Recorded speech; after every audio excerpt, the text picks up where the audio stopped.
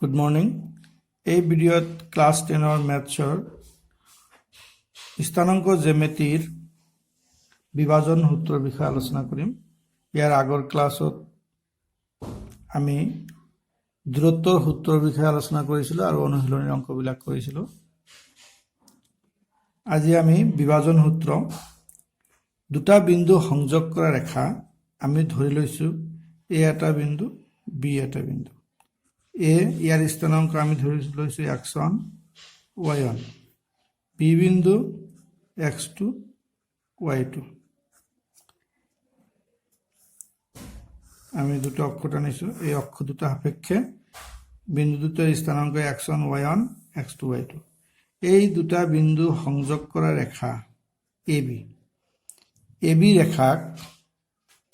বেলেগ এটা বিন্দুই ধৰি লৈছোঁ এইটো পি বিন্দু, ইয়াৰ স্থানাংক আমি ধৰি লৈছোঁ xy, ধৰি লৈছোঁ ইয়াৰ স্থানাংক পি বিন্দুৰ স্থানাংক xy। এই পি বিন্দুত ছেদ কৰিছে, তেনে কি অনুপাতত ছেদ কৰিব সেইটো আমি নিৰ্ণয় কৰিব লাগিব। AB সংযোগ কৰা ৰেখাক পি বিন্দুই কি অনুপাতত ছেদ কৰিব সেইটো আমি উলিয়াম। আমি প্ৰথমতে ধৰি ল'ম এইটো পি বিন্দুই AB ৰেখাক M1:M2, এইখিনি M1, AP M1 আৰু PB M2, M1:M2 অনুপাতত বিভাজন কৰিছে। আমি লিখিম, ধৰা হ'ল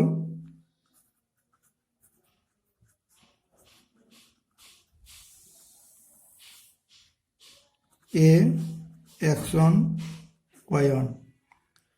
আৰু B x2 y2 দুটা বিন্দু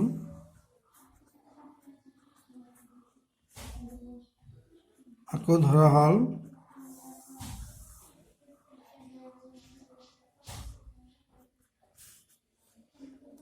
P xy। বিন্দুটোৱে ABক M1:M2 অনুপাতত ভাগ কৰিছে, অন্তৰ্বিভক্ত।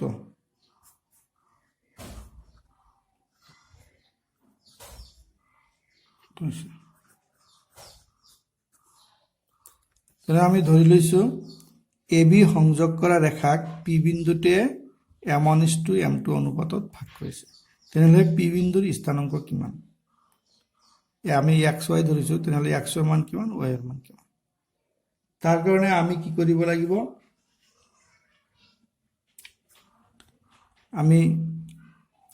এই A বিন্দুৰ পৰা, পি বিন্দুৰ পৰা আৰু বি বিন্দুৰ পৰা x অক্ষৰ ওপৰত লম্ব টানিছোঁ, নাম দিছোঁ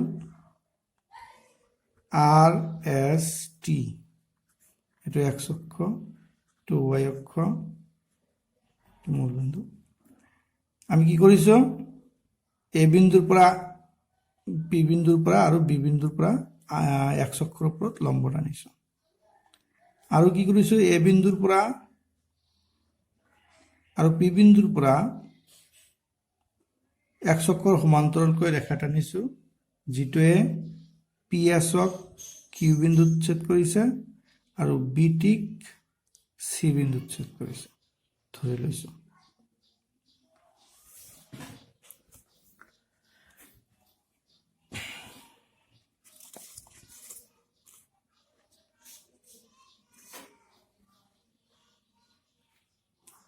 এতিয়া আমি PAQ এইটো এটা ত্ৰিভুজ, BPC এইটো এটা ত্ৰিভুজ। এই ত্ৰিভুজ দুটা কি হ'ব? সদৃশ ত্ৰিভুজ হ'ব, কাৰণ এইটো কোণ 90 ডিগ্ৰী, এইটো কোণ 90 ডিগ্ৰী।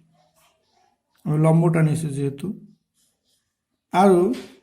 এই দুটা ৰেখা কি? সমান্তৰাল, x অক্ষৰ লগত সমান্তৰাল। তেনেহ'লে এই দুটা নিজে নিজে সমান্তৰাল আৰু এই ৰেখাটোৱে কাটিছে, তেনেহ'লে এই কোণ আৰু এই কোণ কি হ'ব? সমান হ'ব। তেনেহলে এই ত্রিভুজ দুটা কোন কোন সাপেক্ষে সদৃশ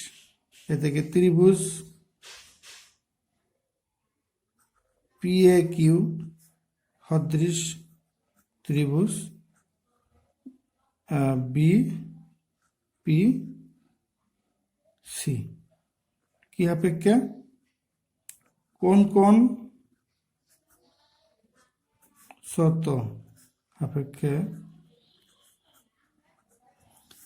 ত্রিভুজ দুটা কি হব সদৃশ হব ত্রিভুজ দুটা সদৃশ হলে আমি কি পাম আমি কি লিখিব পাৰিম বাহুবিলাকৰ অনুপাত সমান তেনেহলে বাহুবিলাকৰ অনুপাত কি হব PA বাই BP সমান সমান কি হব AQ বাই PC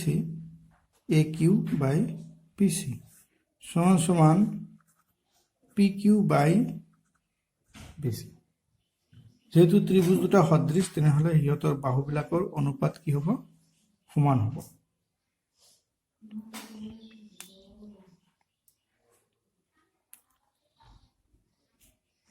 প্ৰথমতে এই P বিন্দুটোৱে কি কৰিছে AB M1:M2 অনুপাতত ভাগ কৰিছে বিভক্ত কৰিছে অৰ্থাৎ আমি ইয়াতে লিখিব পাৰি PA by BP equal to M1 by M2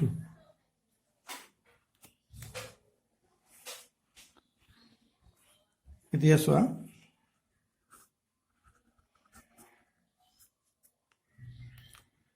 এই ত্রিভুজত AQ equal to কিমান হ'ব AQ সমান সমান AQ আৰু RS সমান হ'ব equal to RS AQ আৰু RS সমান হ'ব যেহেতু সমান্তৰাল এই দুটাও সমান্তৰাল এই দুটাও সমান তেনেহলে AQ আৰু RS সমান হ'ব AR সমান সমান QS হ'ব তেনে RS ক আমি লিখিব পাৰিম OH বিয়োগ OR ইয়াক আমি লিখিব পাৰিম OH বিয়োগ OR এতিয়া OH মানে এইটো ইয়াৰ x স্থানাংক কিমান x আমি ধৰি লৈছো এই P বিন্দুৰ স্থানাংক কিমান x হয় মানে এইটো কিমান x minus OR equal to কিমান x1 একেদৰে PC ইকুয়াল টু কিমান হ'ব ST PC আৰু ST সমান হ'ব PC আৰু ST সমান হ'ব ইয়াক আমি ST লিখিব পাৰিম OT মাইনাস OH এতিয়া OT ইকুয়াল টু কিমান x2 আৰু OH ইকুয়াল টু কিমান x এতিয়া আমি PQ লিখিম PQ ইকুয়াল টু কিমান হ'ব PQ equal to SP minus SQ বা PS মাইনাস QS লিখা যাব PS মাইনাস QS বা PS মাইনাস আকৌ চোৱা QS আৰু AR সমান AR এইটো আমি লিখিব পাৰিম তেনেহলে এই PS ৰ মান কিমান হ'ব y আৰু AR ৰ মান কিমান হ'ব y1 এতিয়া আমি BC ৰ মান উলিয়াম BC ইকুয়াল টু কিমান হ'ব BT minus CT BT minus CT আকৌ CT ইকুয়াল টু কিমান হ'ব PS ৰ সমান হ'ব BT মাইনাস PS এতিয়া আমি BT ইকুয়াল টু y2 আৰু PS ইকুয়াল টু y এখানে আমরা লিখি লৈছো এতিয়া আমি এই অনুপাতত বহাই দিম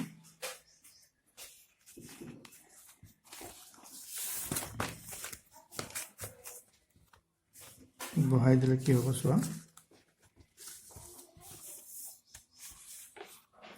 এতিয়া আমি P A by B P, P এৰ মান কিমান, P A by B P equal to M1 by M2, A Q এৰ মান কিমান, A Q equal to x minus x1, পি চিৰ মান x2 minus x equal to P Q equal to y1 minus y1 আৰু B C equal to y2 minus y, এইখিনি আমি পালোঁ। এতিয়া আমি এইখিনিৰ পৰা M1 by M2 equal two x minus x1 x2 minus x,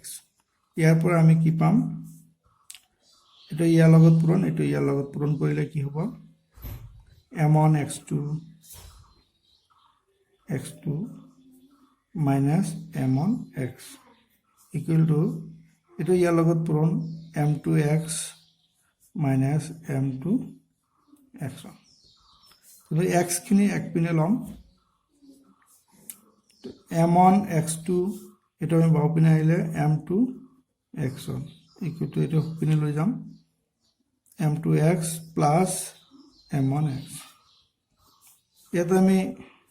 কি পাম, M1 x2 minus M2 x1 equal to x আমি কমন ল'ব পাৰি M2 plus M1, M2 plus M1 এই পিনে আহিলে M1 x2 plus minus M2 x1 by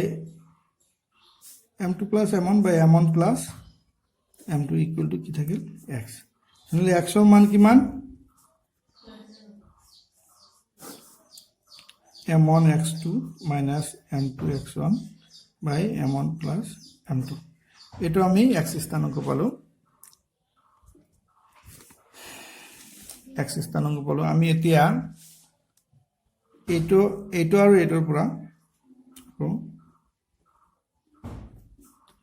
M1 by M2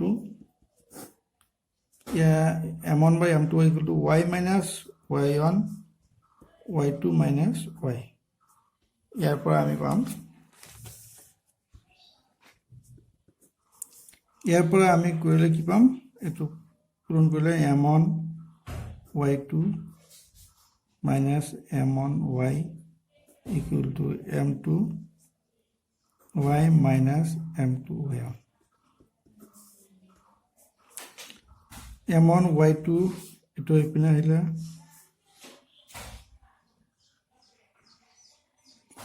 কি হ'ব, M1 y2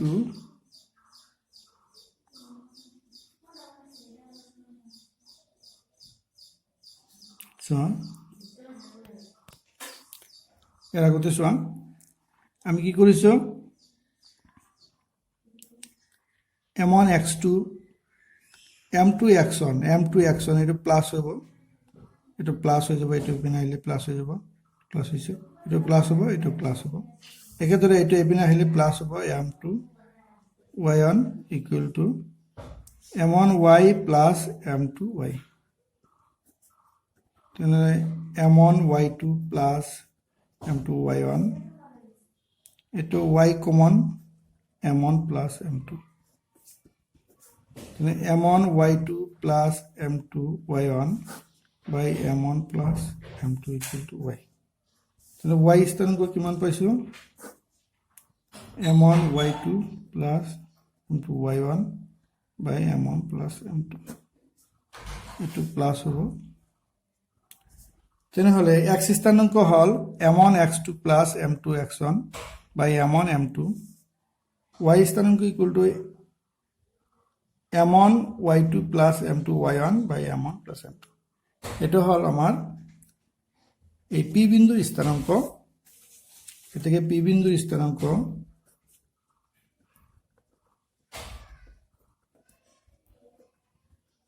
কি হ'ব, M1 x2 plus M2 x1 by M1 plus M2 আৰু M1 y2 plus m2 y1 by m1 plus m2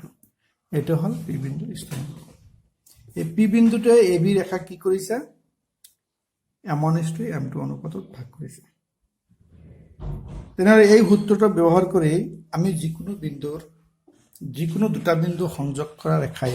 বেলেগ এটা বিন্দুৱে কি অনুপাতত ভাগ কৰে সেই বিষয়ে আমি উলিয়াব পাৰিম এতিয়া আমি এটা বিশেষ অৱস্থাৰ বিষয়ে আলোচনা কৰিম বিশেষ অৱস্থাটো হল এই এ বিন্দু x1 y1 আৰু কি বিন্দু বি বিন্দু আমি ধৰিছিলো x2 y2 পি বিন্দুৱে ছেদ কৰিছে এটো যদি 1:1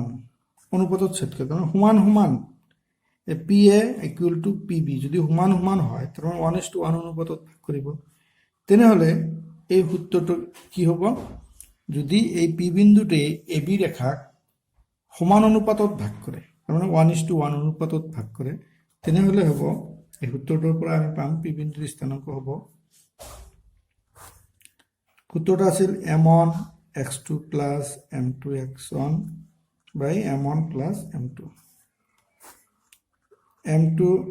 m1 y2 plus m2